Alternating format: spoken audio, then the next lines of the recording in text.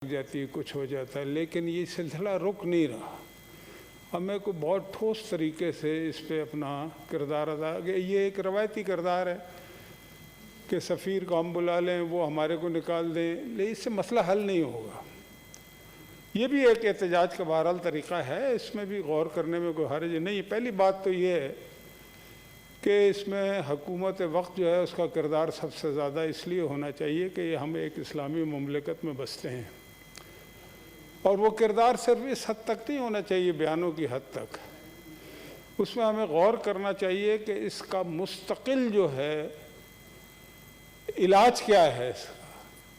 मैं एक बात ये करना, देखें तैयब अर्दोगान हर मामले में लीड लेते हैं, अल्लाह उनको ज़िंदगी से दे, वो इस वक्त उम्मा के एक लीडर की हैसियत से सामने आए हैं।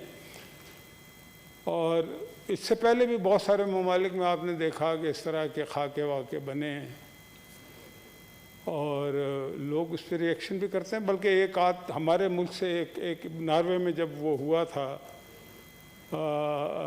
वो पिछले कुछ ही अरसा पुरानी बात है, ज़्यादा पुरानी बात नहीं है, खाके तो ताहिर कादरी साहब ने उसके वक्त में बात की थी, और यहाँ पे किसी ने उसके ख़िलाफ़ कोई शोर नहीं किया, कोई रिएक्शन नहीं किया। अभी तक इस इशू पे तो उनका कोई बयान नहीं आया, लेकिन मुझे पुराना याद है। मैं ये सर कहना चाहता हूँ कि इस दुनिया में मजहबी लिहाज से अगर देखा जाए तो सबसे बड़ी आबादी ईसाइयों की है, मसीही बिरादरी की है। हमें ये, और फ्रांस में भी मसीहियों की आबादी सबसे ज़्यादा है जहाँ पे ये हरकत हुई है। तो हमें, और मसीही जिस तरह से हज़रत ईसा अलैहिस्सलाम को अपना नबी मानते हैं, रसूलुल्लाह सल्लल्लाहु अलैहि वसल्लम को भी उसी तरह, जैसे हम दीगर नबियों को उनकी इज़्ज़त और एहतराम जो है उसको मलूज़ ख़ातिर रखते हैं, और वो है, हमारे मज़हब ने हमें सिखाया है इसी तरह। लेकिन उस चीज़ को हमने इस्तेमाल नहीं किया कभी। हमने OIC की बात की, वो भी होनी चाहिए, अच्छी बात है। दीगर इस्लामी ममालिक की बात करें, वो भी ठीक है।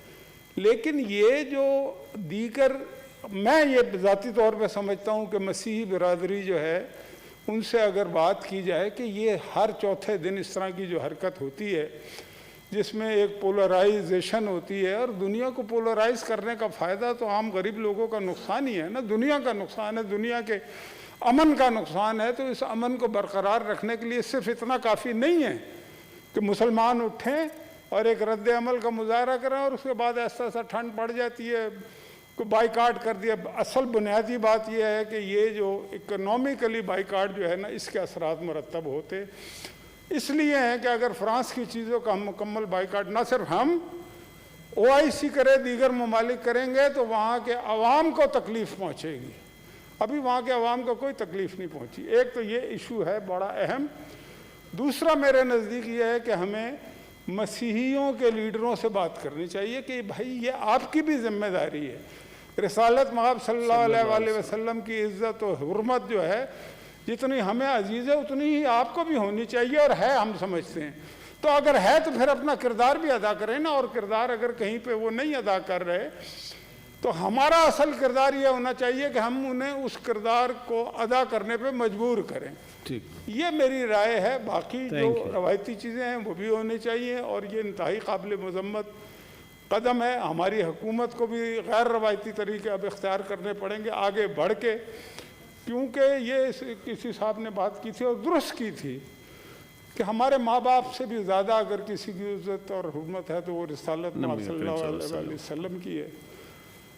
तो अगर ये बात है तो फिर हमें उस अमली तौर पे उसका मुजाहरा भी करना पड़ेगा। Senator Faisal Javed. Chairperson, thank you very much. Chairman साहब, रबीउल अव्वल का बाबरकत महीना है, और इसकी जितनी भी मुसम्मत की जाए, मास्क पहन के बात। जी सर, जी, बिस्मिल्लाहिर्रहमानिर्रहीम। यहाँ पे जो लीडर ऑफ द हाउस ने करारदाद पेश किया और पूरे अवाम ने उसको सपोर्ट किया है, और सब इस मामले पे यकजा है, हमें सबको मिल के आवाज़ उठानी चाहिए, और प्राइम मिनिस्टर इमरान खान के साथ हमें इसमें खड़े होना चाहिए। आप पीपल्स पार्टी से हैं, PMLN से हैं, کسی بھی پارٹی سے ہیں، جماعت اسلامی سے ہیں، JUI سے ہیں، لیکن اس معاملے پر ہم سب کو یکجا ہونا چاہیے۔ باقی سیاست جو ہے وہ ہوتی رہے گی، لیکن اس خاص پہ ہمیں یہاں پہ یہ بھی اپریشیٹ کرنا چاہیے کہ جس انداز میں وزیر اعظم اسلامی جمہوریہ پاکستان عمران خان نے آواز اٹھائی ہے، اس کی بھی ہمیں مثال نہیں ملتی۔ UN کی جو پہلی سپیچ تھی، پہلی دفعہ تاریخ میں، دنیا کی تاریخ میں پہلی دفعہ کسی نے اسلاموفوبیا کے حوالے سے آواز اٹھائی۔ اور ابھی جو فرانس کا جو صدر ہے، جو مکرو صدر ہے، مکرون کیا نام ہے اس کے حوالے سے بڑا کلیئر ایک پیغام وزیر اعظم عمران خان صاحب نے دیا کہ تقسیم کے بجائے لیڈر جو ہوتا ہے وہ لوگوں کو متحد کرتا ہے، لیکن فرانس کے صدر نے اسلام پر حملہ آور ہو کر اسلاموفوبیا کی حوصلہ افزائی کا جو راستہ چنا ہے۔ فرانس کے صدر نے جان بوجھ کر مسلمانوں کو مشتعل کرنے کی راہ اختیار کی ہے۔ اسلام اور نبی و آخر زمان حضرت محمد مصطفیٰ صلی اللہ علیہ وسلم کے خلاف نعوذ باللہ جو توہین امیز خاکوں کی جو نمائش کی حوصلہ افزائی کی ہے، اس پر وزیر اعظم نے بالکل کلیئر ایک پیغام جو ہے وہ دیا ہے۔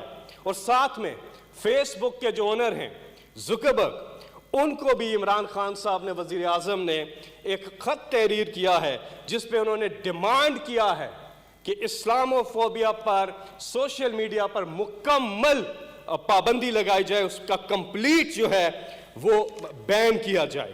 تو تینوں جگہوں پہ اگر ہم دیکھیں کہ جس انداز میں وزیر اعظم عمران خان صاحب نے، اور ابھی حالیہ جو UN کا اجلاس اس میں بھی وزیر اعظم نے ایک بار پھر اسلاموفوبیا کے حوالے سے بات کی۔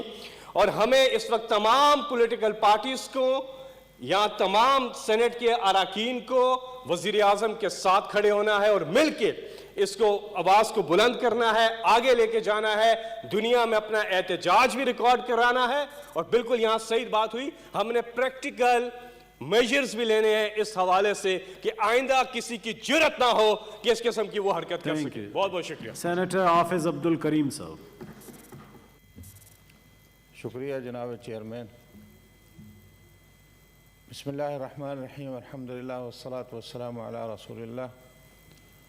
نبی صلی اللہ علیہ وسلم کا فرمان ہے، لا یؤمن احدکم حتی اکون احب الیہ من والدہ وولدہ والناس اجمعین۔